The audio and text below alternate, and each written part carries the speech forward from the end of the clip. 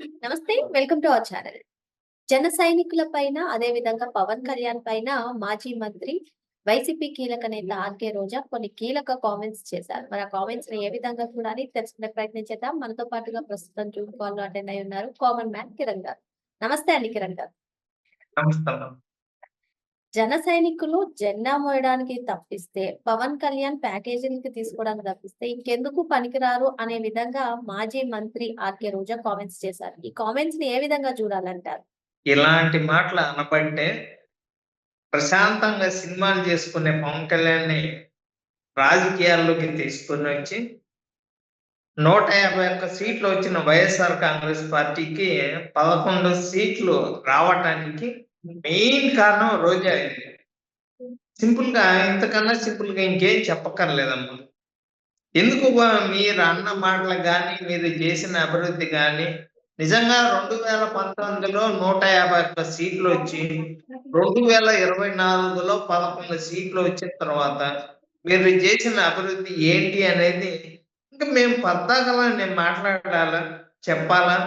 ప్రజలందరూ కూడా తీర్పిచ్చిన తర్వాత, ఇంక నేనేం మాట్లాడినా గూడా ఏదో డబ్బా కొట్టినట్టు ఉంటదమ్మా. అంటే అది అది పరిస్థితి. ఏది చేసినా సరే మా జగన్మోహన్ రెడ్డే చేశారు. చంద్రబాబు ఏం చేయలేదు. పవన్ కళ్యాణ్ ఏం చేయట్లేదు. ఈవెన్ పవన్ కళ్యాణ్ అయితే అసలు కనిపించట్లేదు అన్నట్టుగా మాట్లాడుతున్నారు కదా! పవన్ కళ్యాణ్ కనిపియట్లేదా? హ్మ్. రీసెంట్‌గా మీరు తెలంగాణ గూడా వచ్చాడుగా. ఆ! తెలంగాణ మీ మీ అని గాదులే. నువ్వు ఆంధ్రప్రదేశ్‌లో ఆ! ఎమ్మెల్యేగా చేస్తావు. ఆ! అలాగే తెలంగాణలో ఆస్తులు కొంటావు. ఆ! తమిళనాడులో సాంబార్ తాగుతావు. ఆ! మొగుడినేమో తమిళనాడులో వదిలిపెట్టేసి నువ్వింకా రాజకీయాలు చేస్తా గెలవలేక జబర్దస్త్‌కి వెళ్ళలేక ఇలాంటి మాటలు ఇంకా మాట్లాడి, నువ్వు ఒక్కసారి మాట్లాడినందుకే డిప్యూటీ సీఎం అయ్యాడు పవన్ కళ్యాణ్. ఇంకోసారి మాట్లాడావనుకో, ఇంక తెలంగాణలో కూడా ఇంకో పదవి వచ్చిద్ది దానికి. తెలంగాణలో కూడా టీడీపీ, జనసేన ఇంకా దూకు అంటే మేము దూకట్లా. నువ్వు రెచ్చగొడుతున్నావు ఇంకా. నువ్వు అలా రెచ్చగొట్టే ఆంధ్రప్రదేశ్‌లో డిప్యూటీ సీఎంని చేసావు పవన్ కళ్యాణ్‌ని. కూటమి 164 సీట్లు రావడానికి కూడా నీ గొంతే కారణం. నువ్వు ఇలాగే మాట్లాడావనుకో, తెలంగాణలో కూడా ఇంకా అక్కడ కూడా కూటమి ఎంటర్ అవ్వటానికి నువ్వే లైన్ క్లియర్ చేస్తున్నావు. కూటమి సారథ్యంలో చంద్రబాబు నాయుడు గారు, పవన్ కళ్యాణ్ గారు ఏం చేసినా సరే అది మా జగనన్నే చేశారు అని చెప్పి చెప్పడం. అంతే కాకుండా క్రెడిట్ చోరీ చేస్తున్నారు అని చెప్పి రోజా గారు చెప్తున్నారు. ఏంటి మరి? ఎందుకంటే ఉన్న 11 సీట్లు వచ్చినాయి గదా! ఆ 11 జీరో రావటానికి ఇంకా ట్రై చేస్తున్నారు రోజా. అంటే 2029లో ఆ 11 కూడా 0 అవ్వటానికి రోజానే కారణం అయింది.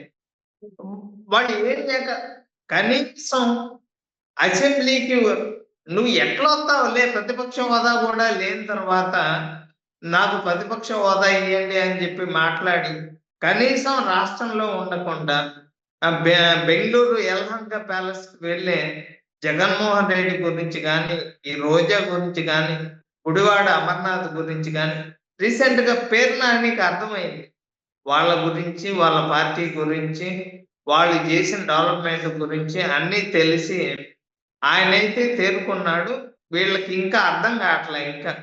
ఆ 11నే 0 చేసేదాకా వీళ్ళైతే ఊరుకునేటట్టు లేరమ్మా. రాష్ట్రంలో డెవలప్‌మెంట్ జరుగుతా ఎళ్ళిపోతా ఉంటది. వాళ్ళు అలాగా మాట్లాడుతూనే ఉంటారు. 29లో కూడా కూటమి అధికారంలో ఇంకొక 15 సంవత్సరాలు కూటమి అధికారంలోకి రావటం మాత్రం గ్యారంటీ. అయితే అది ఇక్కడ మాత్రం పక్కా అమ్మా. ఇక్కడ ఇంకో అంశం అండి. తన నియోజకవర్గమైన నగర్ నుంచి తనను మారుస్తున్నారని తెలిసింది. అందుకే కావాలని జగన్మోహన్ రెడ్డి దృష్టిలో పడడానికి ఇటువంటి కామెంట్స్ ఎక్కువగా రోజా గారు చేస్తున్నారని కూడా కొందరు అంటున్నారు. మరి అది నిజమేనంటారా? ఏమో అప్పుడు గోరంట్ల మాధవ్ కూడా తను నేను గుంటూరు జైలుకి నన్ను తీసుకెళ్తున్న టైంలో మరి ఆయన కూడా నా మీద దాడి చేసి మళ్ళీ హిందూపురానికి ఎంపీగా అవుదామని ఆయన నగర్‌లో మళ్ళీ ఆ! నగర్‌లో ఈళ్ళెక్కడ గెలవరు. అలాగే విడతలన్నీ గారు చిలకలూరిపేట నుంచి గుంటూరు వచ్చారు. గుంటూరు నుంచి మళ్ళీ రేపల్లె పంపించారు. అలాగే ఎవరు కూడా వాళ్ళ నియోజకవర్గంలో గెలిచే పరిస్థితి మీరు ఏ నియోజకవర్గంలో నిల్చున్నా గానీ 26 జిల్లాల్లో అంటే ఇంకొక 2 జిల్లాలు పెంచారులే గానీ 28 జిల్లాల్లో మీరు ఎటు నుంచి ఎటు మారినా గానీ ఇయన్నీ కాదమ్మా. ఈసారి మొన్న రీసెంట్‌గా పులివెందుల్లో ఒంటిమిట్టలో టీడీపీ గెలిచింది. ఈసారి కడప జిల్లాలో కూడా 17 నియోజకవర్గాల్లో టీడీపీ అయితే గెలుస్తుంది అని నేనైతే ఖచ్చితంగా చెప్పగలను. అంటే ఇంకా రోజా మళ్ళీ గారు ఇంకో 15 సంవత్సరాలు కూటమే అధికారంలోకి వస్తుందమ్మా. అంటే ఇంకా రోజా గారు ఎమ్మెల్యేగా గెలిచే అవకాశమే లేదంటారా? ఎమ్మెల్యేగా గెలిచేది లేదు. కనీసం ముందు అసెంబ్లీకి రావటానికి కూడా వాళ్ళకి అర్హత లేదు. ప్రతిపక్ష హోదా కూడా లేదని చెప్పి వాళ్ళకైతే తెలిసి మాట్లాడుతున్నారో, తెలియక మాట్లాడుతున్నారో. మరి ఎక్కడుండి మాట్లాడుతుంది? ఏపీలో ఉండి మాట్లాడుతుందో, లేపోతే తమిళనాడులో ఉండి మాట్లాడుతుందో మాకైతే అర్థం కావట్లేదు. రోజాని నగరి ప్రజలే మర్చిపోయారు. మీరమ్మ అసలు ఈ మాట మాత్రం ఎక్కడ ఎవరు గెలిచే పరిస్థితి లేదంటున్నారు వాళ్ళమ్మ. మేమే అధికారంలోకి వచ్చేది.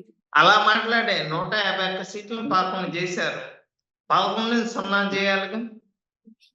రోజా నువ్వు తగ్గబాకు రోజా.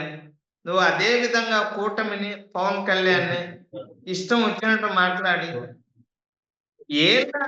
తెలంగాణలో కూడా కూటమిని జెండా ఎగరేసే విధంగా రోజా అయితే చేస్తుంది. ఈ మాట అయితే సింపుల్‌గా నేను చెప్పగలను. ఓకే అండి. మరో అంశంతో మళ్ళీ కలుద్దాం. థాంక్ యూ అండి. Thank you.